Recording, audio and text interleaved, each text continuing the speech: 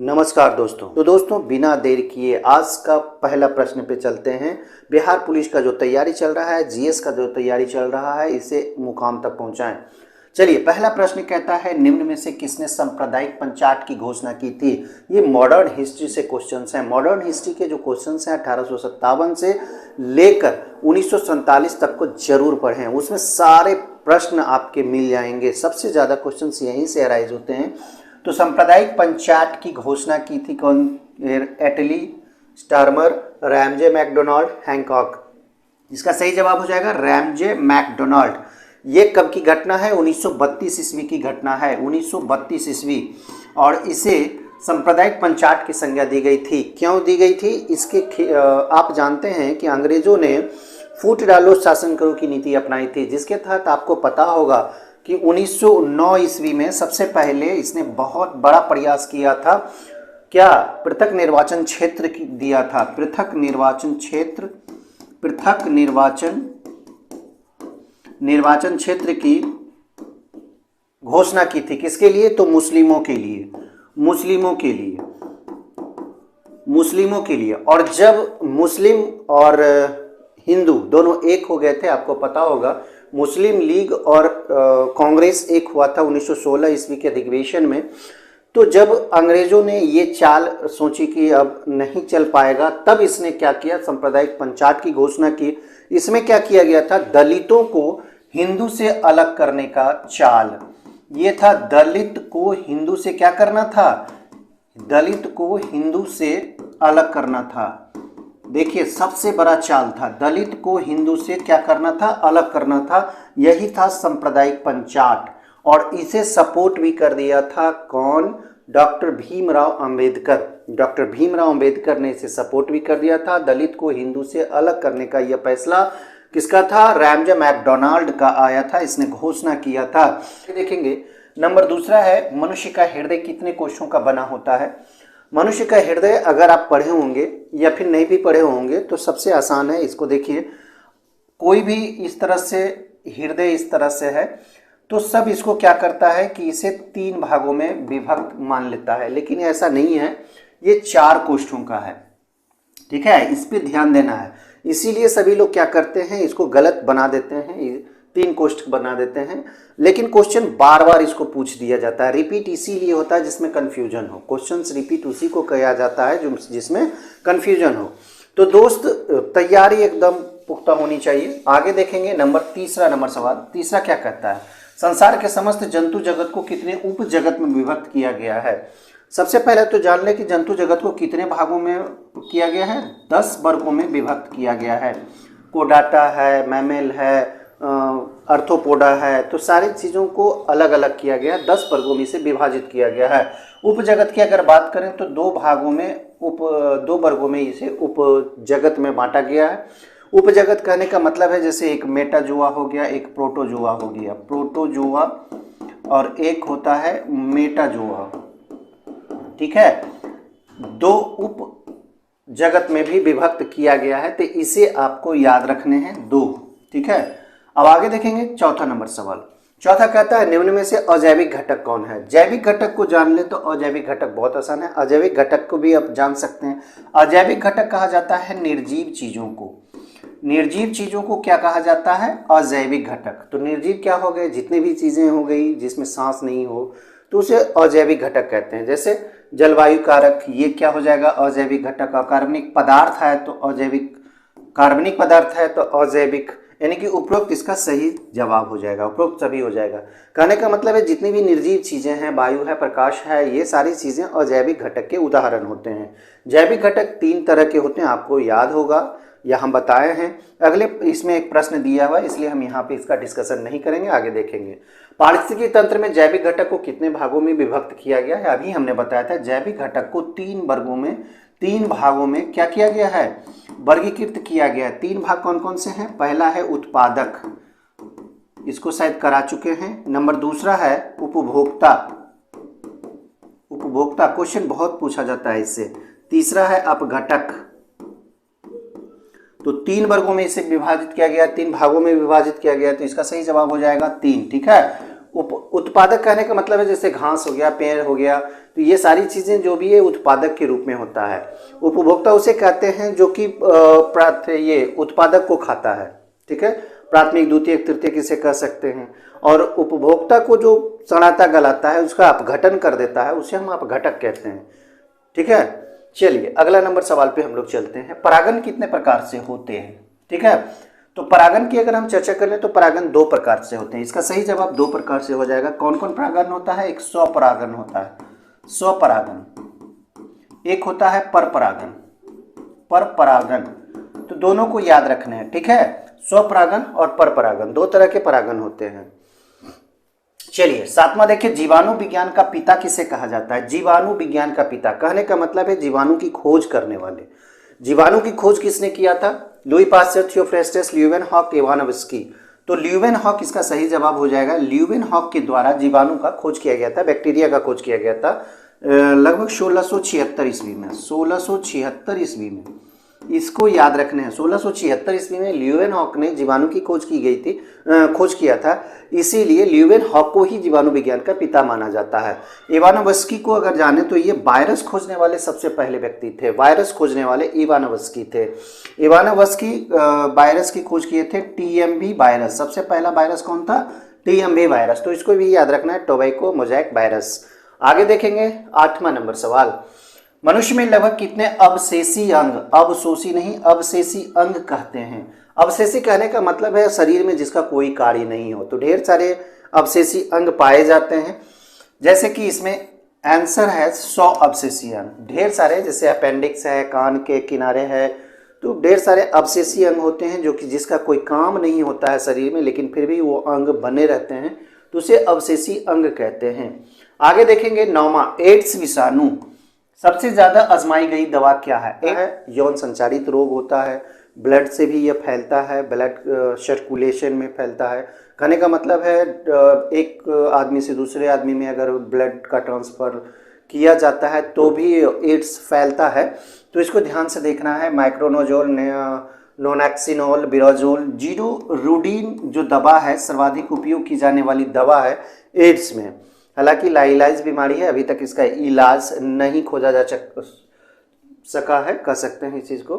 कोशिका कितने प्रकार की होती है ये बताना है। 10वां नंबर सवाल है, कोशिका कितने प्रकार की होती है? तो कोशिका जो होती है वो 2 प्रकार की होती है। नाम थोड़ा सा बोलने में अटपटा लगे, ध्यान से देखना है। प्राक्रियोटिक कोशिका,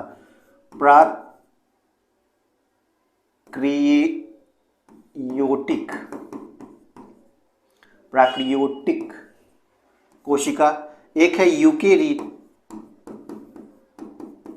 यूकेरियोटिक कोशिका, ठीक है।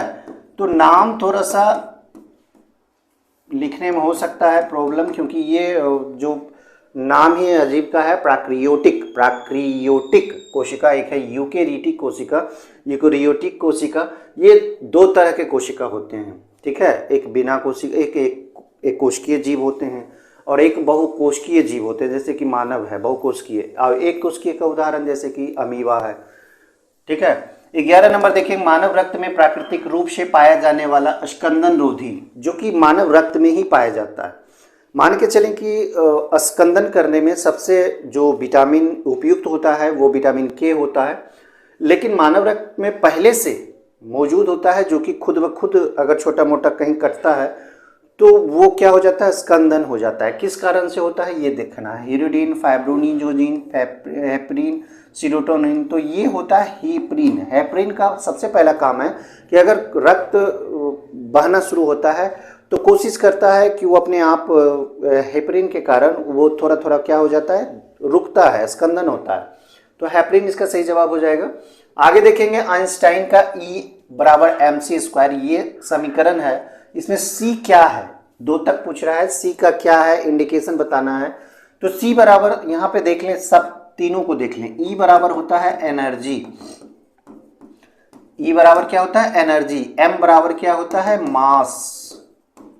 मास। एनर्जी ऊर्जा को बोलते हैं, ध्यान देना है, ठीक है। मास द्रव्यमान को बोला जाता है। और C बराबर होता है प्रकाश का वेग, यहाँ पे हो जाएगा। तो तीनों को याद रखना है। यहाँ पे तो सिर्फ C पूछा जा रहा है, लेकिन आपको ई बराबर भी पता होना चाहिए, यम बराबर भी पता होना चाहिए। तो तीनों चीज़ अगर आप पता रखते हैं तो बहुत आसान हो जाता है, चीज़ें आसान लगने लगती है सभी चीज़ों को अगर आप समझते हैं तो। 13 नंबर देखिए, सोडियम वाष्प लैंप का प्रयोग क्या किया जाता है? प्रायः सड़क प्रकाश के लिए प्रयुक्त होते हैं, क्यों? तो सोडियम वाष्प लैंप का प्रकाश देख लें, आंखों के लिए शीतल है, प्रकाश एक, हाँ यही है इसका सही जवाब। इनका प्रकाश एक वर्णीय है और पानी की बूंदों से गुजरने पर यह विभक्त भी नहीं होता है। यही कारण है कि सोडियम वाष्प लैंप का प्रयोग सड़क के प्रकाश के रूप में किया जाता है। तो आपका बी सही जवाब हो जाएगा, बी। चलिए आगे देखेंगे 14, वर्णांधता को किस लेंस से दूर किया जा सकता है? वर्णांधता जो होता है ये आनुवांशिक बीमारी है, आनुवांशिक बीमारी है। सबसे पहला बात जान लें, वर्णांधता को ही कलर ब्लाइंडनेस बोला जाता है, कलर ब्लाइंडनेस, कलर ब्लाइंडनेस जो कि क्या है? आनुवांशिक बीमारी है। आनुवांशिक कहने का मतलब है कि एक व्यक्ति से अपने पुत्र में, ठीक है, एक व्यक्ति से अपने पुत्र में आनुवांशिकी के द्वारा कलर ब्लाइंडनेस होता है, जो कि ये लाइलाइज बीमारी है। कहने का मतलब है कि कलर ब्लाइंडनेस को आप किसी लेंस के द्वारा ठीक नहीं कर सकते, ना तो बेलनाकार से, ना तो उत्तल से, ना तो अवतल से। इसका सही जवाब हो जाएगा इनमें से कोई नहीं। तो वर्णांधता को दूर नहीं किया जा सकता है। आगे देखिए 15 नंबर, निम्नलिखित में किस रंग का तरंगदैर्घ्य, किस रंग का तरंगदैर्घ्य सर्वाधिक होता है, अधिकतम होता है, ये बताना है। ये बता चुके हैं, परिकीर्णन सबसे अधिक किसका होता है, तरंगदैर्घ्य किसका सबसे अधिक होता है, किसका कम होता है। तो तरंगदैर्घ्य की यहाँ पे चर्चा हो रही है। तो तरंगदैर्घ्य जो होता है वो लाल का सर्वाधिक होता है और सबसे कम अगर की बात करें, सबसे कम की अगर बात करें तो कौन है? बैंगनी है, बैंगनी, बैंगनी का तरंगदैर्घ्य जो होता है वो सबसे कम होता है और सबसे अधिक तरंगदैर्घ्य किसका होता है? लाल का होता है। हमेशा याद रखें, चीज़ों को समझने का प्रयास करें, ज़्यादा रटने से अच्छा है कि चीज़ों को समझ लें। और अगर चीज़ों को समझ लेते हैं तो कन्फ्यूजन आपका दूर हो जाता है। ये सारे क्वेश्चंस जो आप देखें, ये लगभग क्वेश्चंस आपको कन्फ्यूजन पैदा करेंगे। आप जैसे ही ऑप्शंस देखेंगे परीक्षा हॉल में तो आपको लगेगा ए भी सही होगा, बी भी सही होगा, सी भी, तो इस तरह से कन्फ्यूजन पैदा होते हैं। तो इसके लिए आपको प्रैक्टिस सेट की ज़रूरत होती है और जितने भी आप प्रैक्टिस सेट लगाएंगे आपके लिए बेहद उपयुक्त होगा। कारण है कि जो भी प्रश्न आप एक बार देख रहे हैं उसको प्रैक्टिस सेट के जरिए हो सकता है 2-4 बार उस प्रश्न को देख लें। तो प्रैक्टिस सेट इसीलिए लगाया जाता है और प्रैक्टिस सेट हम इसीलिए बराबर ला रहे हैं कि प्रैक्टिस सेट के साथ साथ आपका डिस्कशन भी हो जाए और कन्फ्यूजन दूर हो जाए। कोई भी प्रश्न में अगर आपको लगे कोई दिक्कत हो तो आप कमेंट कर जरूर बताएं, क्योंकि लाइव क्लास तो है नहीं कि आप डायरेक्टली आप हमसे बात कर सकते हैं। तो आप कमेंट करें, हम उसका जवाब देंगे, एक एक चीज़ों को जवाब देंगे, ठीक है। तो फोटोग्राफी में मुख्य रंग कौन से होते हैं ये बताना है। 16 देखें फोटोग्राफी में, तो फोटोग्राफी में प्राथमिक रंग का प्रयोग किया जाता है। प्राथमिक रंग, प्राथमिक रंग, दो तरह के रंग होते हैं, प्राथमिक होते हैं, एक द्वितीयक रंग होते हैं। तो प्राथमिक रंग कौन सा होता है? लाल, नीला और हरा, ये 3 रंग जो होते हैं ये प्राथमिक रंग होते हैं और ये फोटोग्राफी में यूज किए जाते हैं। जैसे कि रंगीन टीवी, कलर फोटो, उसमें 3 रंग मुख्य रंग होते हैं, लाल, नीला, हरा। अब देखिए द्वितीयक रंग भी आप समझ लें। द्वितीयक रंग में क्या होता है कि ये 3 रंगों में से किसी 2 का सम्मिश्रण यानी कि मिलाने पर जो रंग बनता है उसको हम द्वितीयक रंग कहते हैं। इसलिए प्राथमिक रंग और द्वितीयक रंगों को समझना है। चलिए आगे देखेंगे 17, निम्न में किसके द्वारा सबसे अधिक ध्वनि प्रदूषण होता है? तो आप आराम से बना सकते हैं। रेलवे इंजन है, हवाई जहाज की उड़ान भरना, पॉप म्यूजिक, मोटर गाड़ी, एकदम आसान है, कोई भी इस चीज़ को बना सकता है। हवाई जहाज जब फ्लाइट होता है यानी कि हवाई जहाज जब उड़ान भरता है तब इसका जो आवाज़ होता है बहुत अधिक होता है। 18 नंबर देखें, नज़दीक आती रेलगाड़ी की सीटी की आवाज़ बढ़ती है जबकि दूर जाने वाली रेलगाड़ी के लिए यह घटती है। यह घटना कौन सी है? दूर जाती है तो घटती है, ये तो जानता है, सभी लोग जानते हैं, लेकिन इसमें घटना पूछ रहा है, किसका इफेक्ट है? तो सबसे पहला ही इसका सही जवाब हो जाएगा डॉपलर इफेक्ट है। डॉपलर इफेक्ट के कारण ऐसा होता है, डॉपलर ने ही यह सिद्धांत दिया था, ठीक है। क्वेश्चंस को ध्यान से समझें, रेलगाड़ी से संबंधित इस तरह के क्वेश्चंस आएंगे तो डॉपलर इफेक्ट एकदम लगाना है। 19 देखें, गर्म मौसम में अगर पंखा चलाते हैं तो आराम महसूस होता है, क्यों? पंखा ठंडक प्रदान नहीं करता। सबसे पहला बात तो आप जान लें कि ठंडक प्रदान नहीं करता है बल्कि गर्म हवा देता है। पंखा गर्म हवा देता है, हमेशा याद रखें इस चीज़ को, एकदम बैठा लें दिमाग में कि पंखा जो चलता है वो ठंडा हवा नहीं देता है बल्कि गर्म हवा देता है। अब यहाँ पे बात होती है कि हमें आराम महसूस क्यों होता है? तो यहाँ देखें ध्यान से, ऊष्मा विकृत होती है तो ये तो गलत हो जाएगा। हमारा पसीना जो होता है तेजी से बाष्पीकृत हो जाता है। गर्म हवा होने से क्या होता है कि बाष्पीकरण की क्रिया तेज हो जाती है। याद रखना है इस चीज को, बाष्पीकरण की क्रिया क्या हो जाती है, तेज हो जाती है। और तब होगा ये जब पंखा गर्म हवा निकालेगा। तो शरीर क्या हो जाता है, शरीर से जो भी पसीना निकला वो बाष्पीकृत हो गया, जिसके कारण हमें क्या होता है, आराम महसूस होता है, ठंडक महसूस होता है। ठीक है, समझ गए होंगे आप क्वेश्चन को। आगे देखें 20वां नंबर, ध्वनि के किस लक्षण के कारण कोई ध्वनि मोटा हो या पतला होता है। मोटा या पतला ध्वनि का होना ये किस पर डिपेंड करता है, ये तारत्व पर डिपेंड करता है। ध्वनि का तारत्व पर ही यह डिपेंड करता है कि कोई ध्वनि मोटा है या पतला है। चलिए 21, पाराध्वनिक जेट प्रदूषण पैदा करता है पतला करके। पाराध्वनिक जेट जो ऊपर उड़ता है वो किस चीज को पतला करता है। तो आप ये ऑप्शंस देखें, ऑप्शंस को अगर देखेंगे आप तो आसानी से आप इसे बना सकते हैं। ये ओ परत हो जाएगा।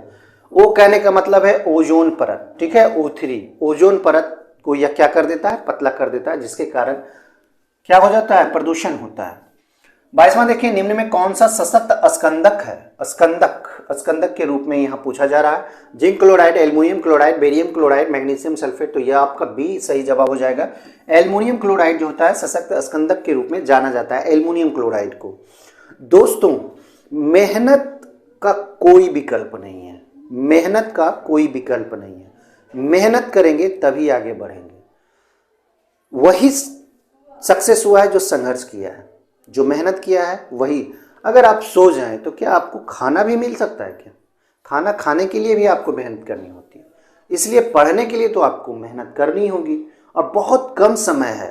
जितना हो सके आपको टारगेट अचीव करनी है। और अगर आप पढ़ लिए होंगे तो दूसरा नया चीज आप मत पढ़ें। अब सिर्फ रिवीजन करने का समय है, ओनली रिवीजन। चलिए, कौन सी अक्रिय गैस यौगिक बना सकती है ये बताना है। क्रिप्टॉन है, आर्गन है, हीलियम है और जीनॉन है। 4 तरह के यहाँ पे अक्रिय गैसों को दिया गया है। अक्रिय गैस को इनर्ट गैस भी कहते हैं। अगर अक्रिय की जगह इनर्ट दे दिया जाए तो भी आप ये मत समझ लें कि ये गलत है, दूसरा चीज हो गया। नहीं, अक्रिय गैस है, इनर्ट गैस है, ठीक है, ये सारी चीजें एक ही है। तो ये जीनॉन होता है जो कि यौगिक बना सकता है, इसमें सक्षम है कि ये क्या कर सकता है, यौगिक बना सकता है। हाइड्रोजन बम किस सिद्धांत पर काम करता है। देखिए, हाइड्रोजन बम तो हम कितने बार बता चुके हैं, परमाणु बम भी बता चुके हैं। परमाणु बम विखंडन के सिद्धांत पर और हाइड्रोजन बम संलयन के सिद्धांत पर काम करता है, ये तो कंफर्म है आप। तो संलयन तो इसका सही जवाब हो जाएगा। विखंडन जहां भी रहेगा ये नहीं होगा। तो संलयन 2 जगह है, एक नियंत्रित है, एक अनियंत्रित है। तो देखिए, हाइड्रोजन बम जो होता है अनियंत्रित ही होता है, इसका सही जवाब हो जाएगा अनियंत्रित संलयन अभिक्रिया। तो ध्यान देना है हर क्वेश्चन पे। ये ओवर कॉन्फिडेंस से होता क्या है कि कंफ्यूजन पैदा होता है, और कंफ्यूजन से क्या होता है कि आप क्वेश्चन को गलत करते हैं, आंसर गलत टिक करते हैं। इस तरह से अगर आपको याद है कि संलयन अभिक्रिया तो कंफर्म है हाइड्रोजन में। अब संलयन अभिक्रिया जब कंफर्म है तो 2 ऑप्शन तो छटा गए, 2 ऑप्शन बचे हैं। अब नियंत्रित और अनियंत्रित। तो हाइड्रोजन बम की अगर चर्चा करें तो हमेशा याद रखें हाइड्रोजन बम में अनियंत्रित ही होता है, नियंत्रित का कोई जगह ही नहीं है। चलिए, किसी तत्व के रासायनिक गुण किस पर निर्भर करता है, कौन तय करता है। न्यूट्रॉन की संख्या, इलेक्ट्रॉन की संख्या, प्रोटॉन की संख्या या फिर उपरोक्त सभी। तो 4 ऑप्शंस हैं आपके। 4 ऑप्शंस में से आप ये देखें, इलेक्ट्रॉन की संख्या जो होता है यही रासायनिक गुण को निर्देशित करता है, ये तय करता है। ठीक है, इलेक्ट्रॉन की संख्या डिपेंड करती है रासायनिक गुण का। इलेक्ट्रिक बल्ब के निर्माण में किस कांच का प्रयोग किया जाता है। इलेक्ट्रिक बल्ब में कौन सी गैस बनी होती है, तो इनर्ट गैसेस बड़ी होती है। उसका फिलामेंट किस चीज का बना होता है, तो टंगस्टन का बना होता है। एक एक चीजों को इसमें समझना। और उसका जो कांच होता है वो फ्लिंट कांच होता है। कौन सा कांच होता है, फ्लिंट कांच होता है। तो 3 प्रश्न यहाँ पे बनते हैं, याद रखना है। उसमें कौन सी गैस बड़ी होती है, तो इनर्ट गैसें होती है। दूसरा बात पूछता है किस कांच का बना होता है, तो फ्लिंट कांच का बना होता है। उसका फिलामेंट किस चीज का बना होता है, तो टंगस्टन का बना होता है। 3 प्रश्न बराबर पूछे जाते हैं और तीनों को याद रखने हैं। ठीक है, किस किस चीज गैस है अगर पूछा जाए तो गैस कौन सा हो जाएगा, इनर्ट गैस। इनर्ट गैस बोला जाता है अक्रिय गैस को, अक्रिय गैस भी हम लिख देते हैं, नोट जरूर करें। उसके बाद अगर बात करें बल्ब में, बल्ब की हम चर्चा कर रहे हैं। बल्ब में इनर्ट गैस, फिलामेंट जो होता है वो किस चीज का बना होता है, फिलामेंट ये टंगस्टन का बना होता है, टंगस्टन का बना होता है। ठीक है, तो ये 3 प्रश्न एक जगह से एराइज हुए। आगे देखेंगे 27 अस्पतालों में जो कृत्रिम सांस के लिए प्रयुक्त ऑक्सीजन गैस का मिश्रण होता है। ऑक्सीजन किसके साथ मिश्रित होता है? वो जो गैस यूज किया जाता है सांस लेने में, कृत्रिम सांस लेने में, जिसको सांस के प्रॉब्लम्स है तो उसको कृत्रिम सांस दिया जाता है, ठीक है, तो उसमें ऑक्सीजन तो रहता ही रहता है और उसके साथ क्या मिलाया जाता है, तो ये अब ध्यान दें। कार्बन डाइऑक्साइड तो होगा नहीं, आर्गन तो होगा नहीं, नाइट्रोजन आर्गन तो एकदम नहीं होगा, ऑक्सीजन तो है ही और हीलियम इसके साथ रहता है। तो आपका सही जवाब डी हो जाएगा, ऑक्सीजन के साथ हीलियम को मिश्रित किया जाता है। आगे देखेंगे 28, कौन सा तत्व जो है सबसे पहले कृत्रिम रूप से उत्पादित किया, यानी सबसे पहला तत्व को बताना है जो बनाया गया था, और वो तत्व है सबसे पहला ही है प्लूटोनियम। प्लूटोनियम तत्व को बनाया गया था, ठीक है, कृत्रिम रूप से। आगे देखेंगे 29, कैडमियम प्रदूषण किससे संबंधित है? रोग का नाम है, 4 रोग हैं, ब्लैकफुट, इटाई, डिस्लेक्सिया, एक मीना माता रोग। तो इटाई इसका सही जवाब हो जाएगा, इटाई। ये जापान में सबसे पहले देखा गया था, ये जापान में सबसे पहले हुआ था यह रोग, इटाई रोग। इसमें क्या होता है कि हड्डियां जो होती है कोमल हो जाती है, चलने फिरने में दिक्कत होने लगती है और ढेर सारे इसमें प्रॉब्लम्स हो जाते हैं। तो इटाई रोग कैडमियम प्रदूषण से होता है। मीना माता रोग जो होता है वो पारा से होता है, इसे भी आपको याद रखना है, सर्वाधिक पूछा जाने वाला रोग है इस तरह से मीना माता रोग, जो कि पारा से संबंधित है। आगे देखिए 30, पृथ्वी के वायुमंडल का सर्वाधिक घनत्व पूछ रहा है, ये आसान है, क्षोभ नहीं होता है, समतल मंडल तो होगा ही नहीं, क्षोभ मंडल इसका सही जवाब हो जाएगा, जो कि घनत्व के मामले में क्षोभ मंडल सर्वाधिक है। क्षोभ मंडल में ही जितनी भी सारी प्रक्रिया होती है प्राकृतिक से संबंधित, जैसे कि वर्षा होना, कोहरा, कुहासा, बादल, ये सभी कहाँ पाए जाते हैं? क्षोभ मंडल में पाए जाते हैं। उसके बाद जो होता है वायुयान कहाँ उड़ता है? तो वो समताप मंडल में उड़ते हैं।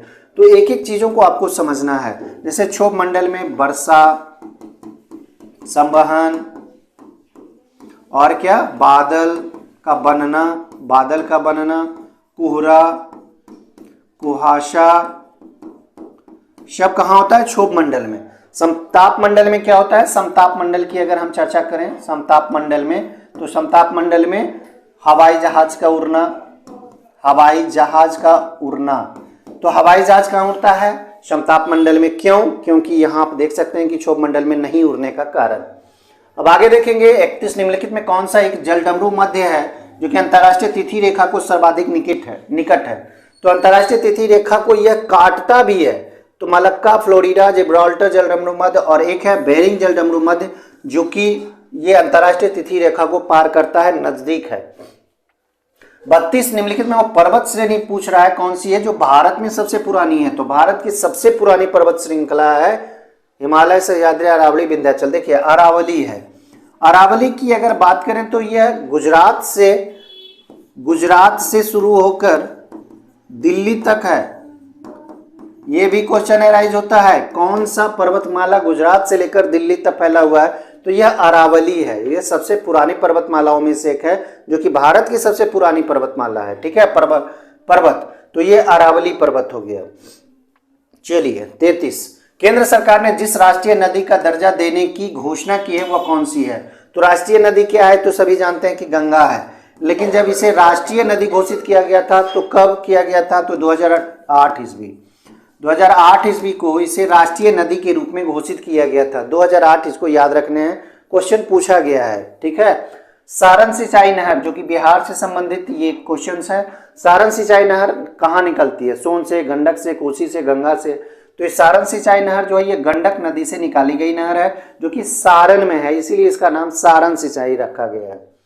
आगे देखेंगे लेप्चा और भूटिया, 2 तरह की जनजाति का निवास क्षेत्र कहाँ है ये बताना, सिक्किम, मिजोरम, मेघालय, उड़ीसा।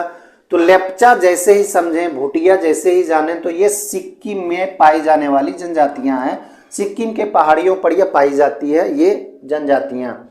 आगे देखेंगे 36, टोडा जनजाति कहाँ पाई जाती है? लेप्चा, भूटिया तो जान गए, टोडा जान ले, टोडा किधर पाई जाती है? तो टोडा जो जाति पाई जाती है यह नीलगिरी की पहाड़ियां पर पाई जाती है, और नीलगिरी की पहाड़ियां कहाँ है? तमिलनाडु में है।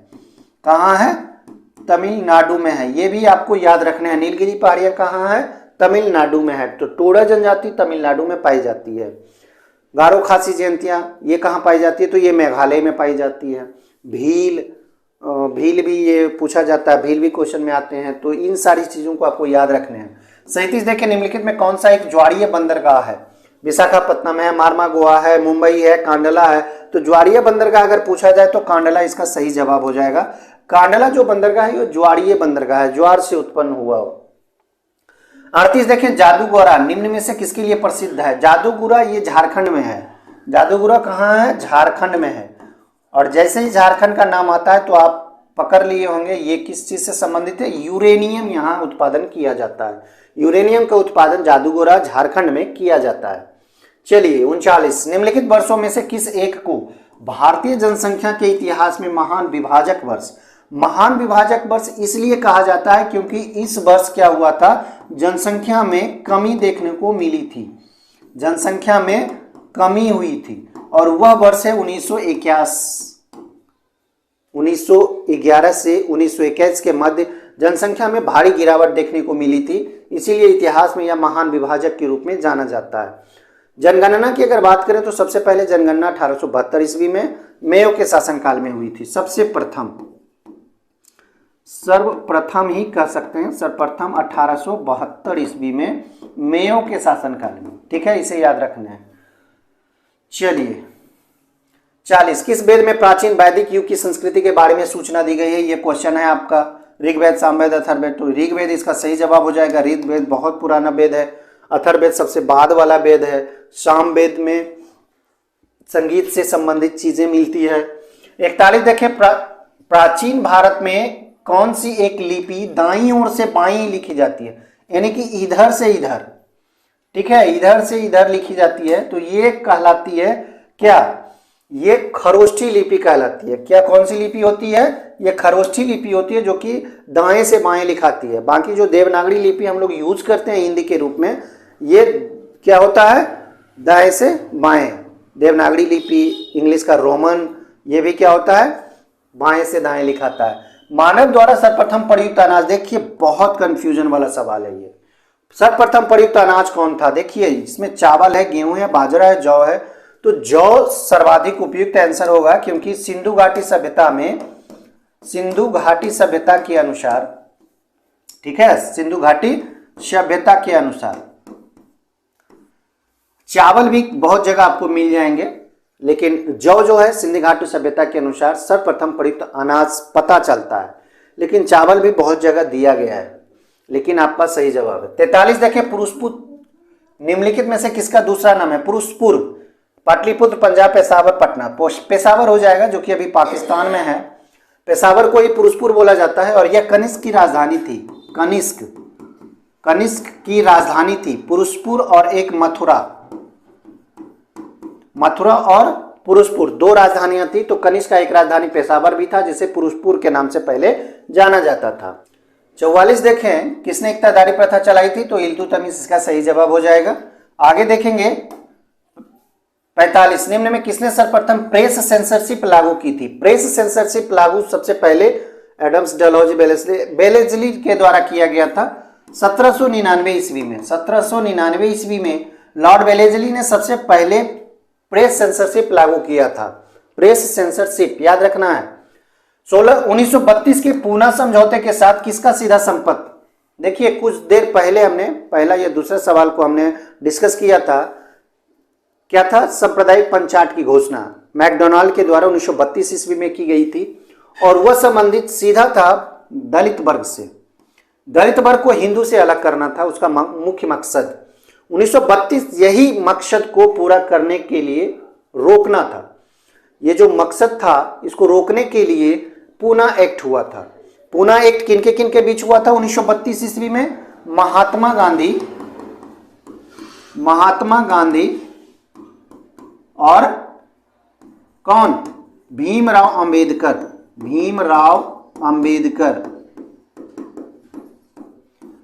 अंबेडकर और महात्मा गांधी के बीच में 1932 का पूना एक्ट हुआ था, पूना समझौता हुआ था, जिसमें भारतीय दलित वर्ग जो था इसको अलग किया जा रहा था हिंदू से अलग करना था भारतीय दलित वर्ग को। और ये मैकडोनाल्ड का व्यू था, एक तरह से रचना कह सकते हैं। वो इस तरह से इसको अलग करना चाहता था सांप्रदायिक पंचायत के जरिए। जिसके लिए पुनः एक्ट किया गया महात्मा गांधी और भीमराव अंबेडकर, ताकि यह रुक सके, और रुका ही, पुनः एक्ट के द्वारा इसको रोका गया। तो 47 देखिए, भारतीय इतिहास में बाजार नियमों मूल्य नियंत्रण पद्धति की शुरुआत किसने की थी? तो यह पद्धति किसने शुरुआत की थी? ये अलाउद्दीन खिलजी का पद्धति है, इसने शुरू किया था बाजार नियम या फिर मूल्य नियंत्रण पद्धति। आगे देखेंगे, अमीर खुसरो ने किसके विकास में अग्रगामी की भूमिका निभाई है? अवधी, खड़ी बोली, भोजपुरी, ब्रजभाषा। इसका सही जवाब हो जाएगा खड़ी बोली की अग्रगामी भूमिका निभाई है इसके विकास में। 49 देखें, अद्वैतवाद के सिद्धांत का प्रतिपादक कौन थे?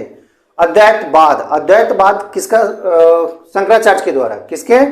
शंकराचार्य के द्वारा यह प्रतिपादित है, यह सिद्धांत दिया गया है अद्वैतवाद शंकराचार्य के द्वारा। 50 और अंतिम सवाल आज देखें, गुरु अर्जुन देव समकालीन थे। ध्यान से देखें, बाबर, शाहजहां, अकबर, जहांगीर। तो गुरु अर्जुन देव जो समकालीन थे वो जहांगीर के समकालीन थे, और जहांगीर के द्वारा ही उन्हें मृत्यु दी गई थी, यानी कि मारा गया था। गुरु अर्जुन देव को जहांगीर ने ही मारा था। क्यों? इस्लाम स्वीकार नहीं करने के कारण। तो दोस्तों, आज का क्लास यहीं समाप्त होता है। आशा है आपको क्लास अच्छे लगे होंगे। अगर कोई त्रुटि हो, कोई प्रॉब्लम्स हो, कुछ सुधार किया जा सके तो आप कमेंट जरूर करें। नमस्कार, जय हिंद।